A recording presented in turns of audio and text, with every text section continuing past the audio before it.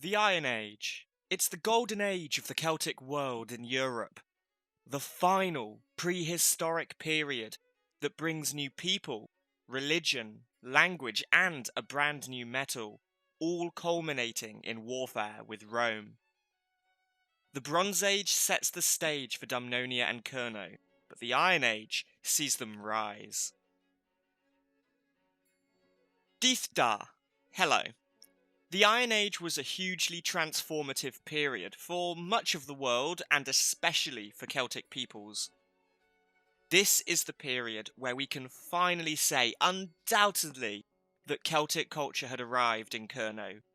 Not only do we have something resembling a modern political Kernewek identity for the first time, but also the first ever written accounts of Kernow in history. Let's introduce the Iron Age. For Britain, it's a period between roughly 800 BCE to 43 CE, starting with the introduction of ironworking and ending with the Roman conquest of Britain. And overall, the period is one of increased modernisation and interconnectivity. Maybe not in the way we view those words today, but that is how it may have felt to the average person of the period. Now, a key arrival of the Iron Age were the Celts. How and when they arrived is up for debate, but first we need to ask ourselves one simple question. What exactly is a Celt? Although the term is widely used today, there actually isn't an answer, at least not one we all agree on. It's largely agreed by archaeologists that Celts of the Iron Age are primarily identifiable by their art, hill forts, and warrior-focused societies. The Celtic world, though never unified, spun from Britain and Ireland right the way across Europe to central Turkey. Traditionally, the theory was they came from east to west via invasions. Modern theories push a more complex narrative, with trade and cultural exchange playing a part, spreading Celtic culture from west to east. Archaeologists argue for two Celtic expansions. Hallstatt, from southern Germany and Austria, between about 1200 to 450 BCE, and Laten, from ancient Gaul, between 450 BCE until the various Roman conquests of Europe. Laten especially is what archaeologists accept as pop culture's definition of Celtic, largely due to the swirling patterns of art still in use today. Some geneticists believed there was a common ethnicity across Celtic Britain, but actually found the opposite to be true, and that whilst the Celtic genetics differ towards England, there were also vast differences amongst each other.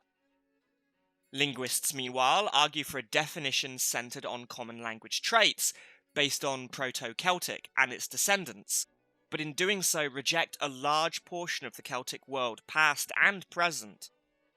We know some in Europe did identify as Celtic, according to the Greeks and Romans at least, but we have little evidence the term was used to self-identify by British and Irish natives until about the 1700s, which stands at odds with how those regions self-identify today. Even the idea of a Celtic world is very modern. I use the word as shorthand, but it's useful to be aware that the term is complex and relatively undefined. Quibbling over definitions aside, a major asset to the Western Celtic world was the Atlantic seaways. This trading network was birthed in the Bronze Age and then develops and expands during the Iron Age and sees the high-value goods of Atlantic Europe exchanged from the Celtic world to the Mediterranean and North Seas. In terms of who ran Kernow, Dumnonia was a state which included Kernow, Devon and parts of Somerset. We know little about Kernow's situation exactly, but we assume a tribe called the Cornovii, seemingly the origin to a modern Kernewek people, held power under the Dumnonii during the Iron Age, thanks to a single Roman reference and their swift rise to power in the medieval period. A major location in Kernow at the time was the tin port of Ictis. Now, many sites have been proposed for Ictis, almost all in Kernow, and most plausibly at St. Michael's Mount. Ictis is significant not just as one of Britain's major ports, but also because the site features in the first written account of Kernow and Britain, thanks to a Greek explorer called Pytheas of Massalia, who sailed the European Atlantic around 325 BCE. Although his original writings don't survive, they are much quoted by classical historians, and an extensive quote covering Ictis and what is probably the West Penwith tin trade was provided by Diodorus of Sicily. This is the surviving quote. "The inhabitants of Britain, who dwell about the promontory known as Balerion, are especially hospitable to strangers and have adopted a civilized manner of life because of their contact with merchants of other peoples. They it is who work in the tin, treating the bed which bears it in an ingenious manner. This bed, being like rock, contains earthly seams, and in them the workers quarry the ore, which they then melt down and cleanse of its impurities. Then they work the tin into pieces like astragali, and convey it to an island which lies off Britain and is called Ictis. For at the ebb tide the space between the island and the mainland becomes dry, and they can take the tin in large quantities over to the island on their wagons. On the island of Ictis the merchants purchase the tin of the natives, and carry it from there across the Straits of Gaul, and finally making their way on foot through Gaul for some 30 days, they bring their wares on horseback to the mouth of the River Rhone." His description of locals as civilized and ingenious is fascinating due to Greco-Romano tendencies to describe Germanic and Celtic ways of life as barbaric, and might mean he came across bustling settlements and a thriving economy, with law-abiding and well-mannered people, at least from his perspective. Something with similarities to the society he left at home was likely needed in order to develop this opinion. This writing shows exactly what I've been highlighting since the Bell Beaker video, that from the discovery of metals in Kernow, the area is a thriving region of industry, trade, and growth during prehistory. Celtic civilizations were rich, powerful, and thrived for many hundreds of years. But all good things must come to an end, and that end was Rome. Few Celtic cultures survive today, and this was a process of decline and eradication started by the Romans. As the Roman Republic continually expands, the Atlantic seaways would fall firmly under Rome's control. A major aspect of this was the defeat of the Veneti, a large seafaring tribe in Brittany. They rebelled against Caesar, and his navy fights theirs at the Battle of Morbihan in 56 BCE. According to Caesar, the 220-ship-strong Veneti fleet had seen reinforcements from its Celtic trading partners directly across its coast, likely Dumnonia, perhaps indicating Dumnonia was concerned about the conquests of Rome in Gaul. Nevertheless, Caesar defeats the Veneti, commits genocide, and later subdues all of Gaul. This defeat helps decline Celtic power in mainland Europe and, in my mind, marks the beginning of the end of the Celtic period in Britain, which would culminate in Emperor Claudius's invasion in the year 43 CE. After a broad history, let's delve a little bit deeper. As previously mentioned, Dumnonia seems to rule the whole region, the original Devon, if you will.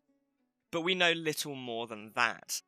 The language spoken would have been Brittonic, which is the common ancestor to Welsh, Kernewek, and Breton, and developed from Proto-Celtic. Now, estimating the population of Kernow during the Iron Age has been tricky. Craig Weatherhill suggested it could be around 100,000 based on dwellings and settlements found, but this seems high, especially considering most estimates put the entire population of Britain at just 1 million. However, a claim from the British Museum states the population of Iron Age Britain might have been higher than previously thought at several million, which could then make the 100,000 figure for Kernow more believable. I'm still in discussion with the British Museum to track down the original source or reject that claim, so I will update via a pinned comment if and when I have clarity. More conservative estimates for Dumnonia, meanwhile, suggest a population of 20 to 40,000, though it's unclear what Kernow's was specifically, and has the opposite problem of seeming too low for a prosperous region of the time. By the time of the Domesday Book, in 1086, Kernow's population was around 26,000. Its early medieval population was likely lower than in the late Iron Age, when the region was more prosperous, as such is true when comparing Roman and medieval Britain. All told, Kernow's population was anywhere between from about 30,000 to 100,000 people. An unhelpfully large range, but nevertheless as reliably accurate as I could make it. New settlements begin to appear, with organised villages of clustered roundhouses called rounds, surrounded by earthen banks and field systems.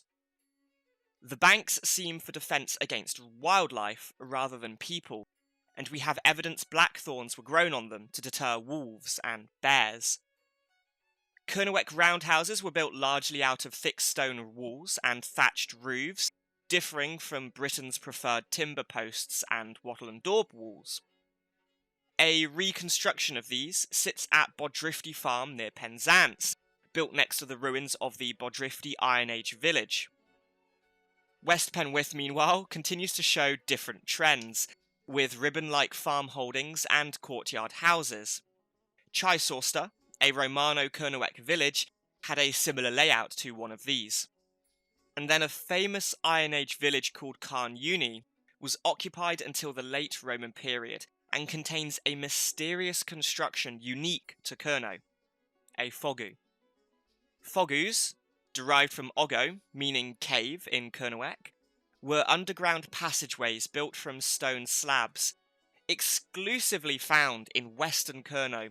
They're limited in number and have an unknown purpose. Many have attempted to study and uncover their secrets, with all manner of theories from providing safety to storing food. However, the best theories argue for a spiritual role, in part due to a lack of obvious practical use, and also due to a single spiritual carving found at the fogou near Lamorna Cave. The fact remains, though, we still don't know. In terms of agriculture, hulled barley becomes popular, and spelt wheat replaces emmer. Beans, oats, flax and rye were also grown, with yields stored in pits covered with wicker linings at both farms and hill forts. Horses were used, but zooarchaeological evidence suggests the preferred beast of burden was cattle. And then an interesting aspect of society is Dumnonia's lack of coinage. By no means does every Celtic tribe in Britain use coins during the Iron Age. However, many in the south do start to modernise, perhaps as a way of emulating Rome. In Dumnonia, though, and despite trade with their neighbours and the increasingly coin-dominated continent, the traditional barter economy seems to remain popular, with some coins and coin hoards being present, but they're few and far between. Religious beliefs finally emerge from the fog as the Druidic Age begins. We know little about their practices, as Druids forbade writing down sacred knowledge, and because of this, they should not be confused with modern Druids, as the two religions share very little beyond name and sites. Based on Roman writings, we believe Druids acted as magic users, philosophers, teachers, and judges, with sacred groves or nemet on as their holy sites. The word Druid is believed to mean oak seers, further linking them to nature. And in Kernewek, nemet on becomes nevas, and through linguistics, we can identify four potential Kernewek holy sites: Lanevet, Carnevas, Trenavisic, and Trewarnevas. Lanevet in particular, near Bodmin, stands out, as Lan was a name for early Christian enclosures, suggesting the site's original Druidic importance was later adopted by early Christian converts. Burial practices involved pit graves and stone cists, with bodies often placed in a fetal position alongside grave goods. Nationally significant Iron Age cemeteries exist in Kernow, such as at Harlan, with a whopping 130 burials discovered. And finally, we know of a spiritual stone called Lady Logan Rock, or Menomborth, meaning balanced stone, in Cunliffe. It's a naturally poised 80-ton rocking stone, around which a fort was constructed, we believe for spiritual reasons. The Iron Age sees a rise in the construction and the complexity of these hill forts, with a new type appearing, called Promontory Forts, or clifftop castles. These were clifftop versions of hill forts, utilising the natural defences of a promontory by building a single rampart across the neck, cutting the promontory off from the mainland with no other point of access. There are around 30 known possible sites in just Kernow and Scilly, though elsewhere they are often better studied and excavated. Tintagel is the most famous in Kernow, and one of the few still in use after the Roman period. A peculiar aspect of the West Penwith Promontory Forts is that they are often in view of at least one other fort, such as at Chun Castle. Archaeologists have suggested this may have formed part of a coastal alarm system to alert against sea raiders and protect valuable trading ports and tin deposits, which implies a high level of community cooperation in their construction. Many Bronze Age and Neolithic hill forts or enclosures were continually or re-occupied and then updated with new defences, such as at St Michael's Mount, Carm Bray, or Treren Dinas. Whether these defences were to protect from internal or external threats, though, is unknown. All we can say about conflict is at some point during the Iron Age, Dumnonia owns huge swathes of the southwest, including Kernow. But how this occurred, we don't know. Given by the end of the Iron Age, Dumnonia sends naval assistance to the Veneti, we can infer there must have been a navy of some kind, thus with the existence of promontory forts, some reason to necessitate both. But what this threat was is hard to determine. The Iron Age for Kernow continues a trend of ever-growing significance and societal complexity, as well as providing our first glimpse into what life looked like with the first written accounts of Kernewek tin mining. And the twilight of the prehistoric period sees the end of a story we've been following since the Mesolithic. It is a story of a people increasingly settling down and becoming bonded and identified by those beautiful Kernewek cliffs and coasts in which they live between. Many peoples come and go before the Cornovii and their ancestors finally settle in and take over. However, it is they that are the precursor to a political and cultural identity that we later know as Kernow. There are still many unanswered questions, though, such as the expansion of Dumnonia and how centralised was it, the role of the Cornovii, and the purpose of fogous and those promontory forts. Maybe one day these mysteries will be uncovered. But for now, Duganis ha Miraz. Thanks, and goodbye.